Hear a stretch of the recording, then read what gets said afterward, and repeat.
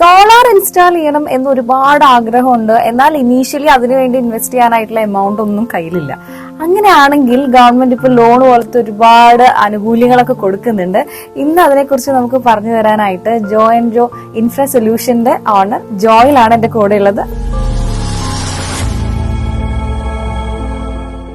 ഈ ഒരു ഡൗട്ട് നമ്മുടെ ഓഡിയൻസിന് വേണ്ടിയിട്ട്, അതായത് ഒറ്റ രൂപ കയ്യിലില്ല, എന്നാലും സോളാർ വീട്ടിൽ വേണം എന്നുള്ളൊരു ഭയങ്കര ആഗ്രഹം.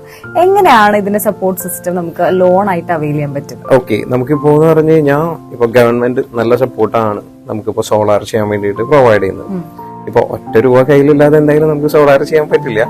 നമുക്ക് ഫോർ എക്സാമ്പിൾ നമ്മളൊരു 3 കിലോവാട്ടാണ് സിസ്റ്റം നമ്മൾ ചെയ്യണമെന്നുണ്ടെങ്കിൽ നമുക്ക് വരുന്നത് ഒരു മിനിമം ഒരു 20,000 റുപ്പീസ്. അതായത് നമ്മുടെ ടോട്ടൽ പ്രൊജക്ട് കോസ്റ്റിന്റെ 90% നമുക്ക് ലോൺ ആയിട്ട് അവൈലബിൾ ആവുന്നുണ്ട്.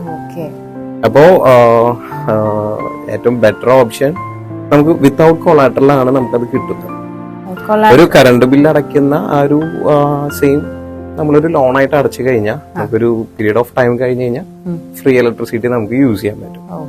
അതാണ് നമുക്ക് ഇതിന്റെ ഏറ്റവും വലിയൊരു അഡ്വാൻറ്റേജ്. അത് കൊളാറ്ററൽ നമുക്ക് ആവശ്യമില്ല 3 കിലോവാട്ടിനാവുമ്പോ.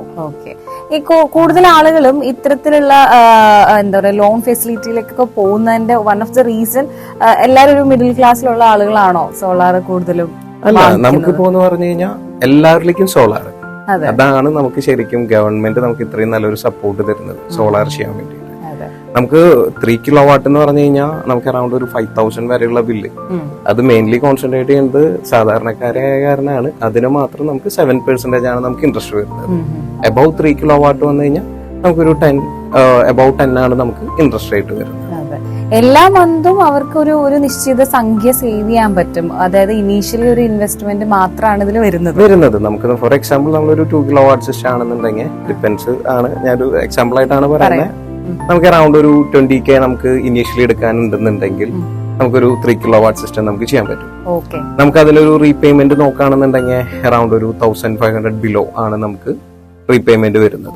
ഇപ്പൊ ഈ കുറെ പേര് സോളാർ എടുക്കുന്നുണ്ടല്ലോ, അപ്പൊ അവരൊക്കെ ഈ സോളാറിനെ കുറിച്ച് കേട്ടറിഞ്ഞു വരുന്നതാണോ, അതോ വീടിന്റെ അടുത്ത് അല്ലെങ്കിൽ റിലേറ്റീവ്സ് ആരെങ്കിലും ഇത് ചെയ്തിട്ട് അതിന്റെ ബെനിഫിറ്റ് മനസ്സിലാക്കിയിട്ട് ഇതിലേക്ക് മാറുന്നവരാണോ കൂടുതലും?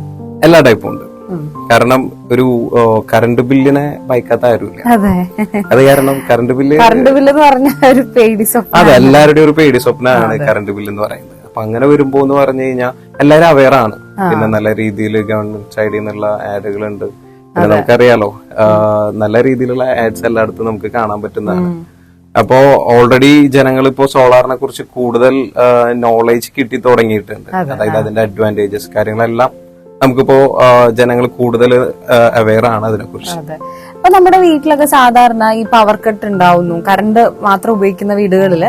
അപ്പൊ നമ്മൾ ഇൻവെർട്ടർ ഒക്കെ വെക്കുന്നു. അതായത് കറണ്ട് ഇല്ലാത്ത സമയത്ത് അതിന്റെ ഒരു ഉപയോഗം കാരണം കൊണ്ട് നമുക്ക് പിന്നെ ആ കറണ്ട് ഉള്ള ഒരു ഫീല് കിട്ടുന്നു. അതുപോലെ തന്നെ സോളാറിൽ ഇത്തരത്തിൽ എന്തെങ്കിലും പവർ ഫെയിലിയേഴ്സ് ഉണ്ടാവോ, അല്ലെങ്കിൽ കറണ്ട് കിട്ടാതിരിക്കുക, അങ്ങനത്തെ ഒരു സിറ്റുവേഷൻ ഉണ്ടോ? അതോ എല്ലാ ടൈമും നമുക്ക് ഇല്ല. നമുക്ക് ഓൺ ഗ്രിഡ് സിസ്റ്റം എന്ന് പറഞ്ഞു കഴിഞ്ഞാൽ നമുക്ക് ഇപ്പൊ KCB കറണ്ട് എപ്പോ കട്ടാവുന്നു അറ്റ് സെയിം ടൈമിൽ നമുക്ക് സോളാറിന്റെ പ്രൊഡക്ഷൻ നമുക്ക് ഓഫ് ആവും. ആ സമയത്ത് നമ്മുടെ നോർമൽ ഒരു ഇൻവെർട്ടർ സിസ്റ്റം തന്നെ വേണം നമുക്ക് വീട്ടിലെ റൺ ചെയ്യിക്കാൻ വേണ്ടി. അപ്പൊ ഈ ഒരു സോളാർ ഉള്ള വീടാണെങ്കിലും ഇൻവെർട്ടർ എന്ന് പറഞ്ഞൊരു ബാക്കപ്പ് മസ്റ്റ് ആണ്. നമുക്ക് കറണ്ട് പോകുമ്പോൾ നമുക്ക് നമ്മുടെ ആവശ്യങ്ങൾ നടക്കണമെന്നുണ്ടെങ്കിൽ നമുക്ക് നോർമൽ നമ്മുടെ ഒരു ഇൻവെർട്ടർ സിസ്റ്റം എന്തായാലും നമുക്ക് ഇപ്പൊ ഫോർ എക്സാമ്പിൾ നമ്മൾ ഈ ഡൗട്ട് എല്ലാവർക്കും ഉള്ളതാണ്. അതായത് സോളാർ വെച്ച് കഴിഞ്ഞാൽ പിന്നെ നമ്മളവിടെ കറണ്ട് പോവില്ല എന്നുള്ളത്. നമുക്കറിയാലോ ഓൺ ഗ്രിഡ് സിസ്റ്റം എന്ന് പറഞ്ഞാൽ ബാറ്ററി ഇല്ലാത്ത ഒരു സിസ്റ്റമാണ് നമുക്ക് ഓൺ ഗ്രിഡ് വരുന്നത്. അത് നമുക്ക് ബാക്കപ്പ് വരുന്നില്ല. അത് കാരണമാണ് നമുക്ക് കറണ്ട് പോകുമ്പോൾ നമ്മുടെ സിസ്റ്റം ഓഫ് ആവുന്നത്, സോളാർ ഓഫ് ആവുന്നത്.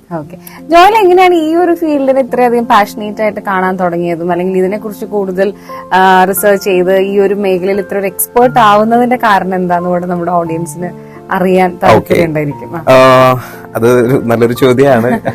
കാരണം എന്ന് പറഞ്ഞു കഴിഞ്ഞാൽ ഞാൻ മെയിൻലി ഇപ്പോ ഫസ്റ്റ് ഞാൻ ഡിപ്ലോമ ചെയ്തു. അത് കഴിഞ്ഞിട്ട് ഞാൻ ബിടെക് കഴിഞ്ഞു. അത് കഴിഞ്ഞിട്ട് എന്താണ് അടുത്തത് എന്ന് ചിന്തിച്ചിരിക്കുമ്പോഴാണ് നമ്മൾ ഈ ഇതൊരു നല്ലൊരു ഇത് ജസ്റ്റ് ഒരു ബിസിനസ് മാത്രമല്ല, എല്ലാവർക്കും ഒരു സൊല്യൂഷനാണ്. എല്ലാവരുടെയും മന്ത്ലി ഉള്ള ഒരു കറണ്ട് ബില്ലിനുള്ള ഫിയറിനെ നമുക്ക് ഒഴിവാക്കാൻ പറ്റും.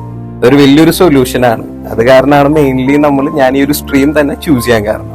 അതായത് വളരെ റെലവെന്റ് ആയിട്ടുള്ള ഒരു ഏരിയ തന്നെ തിരഞ്ഞെടുക്കുക. അതെ, അതിന് ഫ്യൂച്ചറിൽ ഇത് തന്നെ ആയിരിക്കും ട്രെൻഡ് ആവാൻ പോകുന്നത്.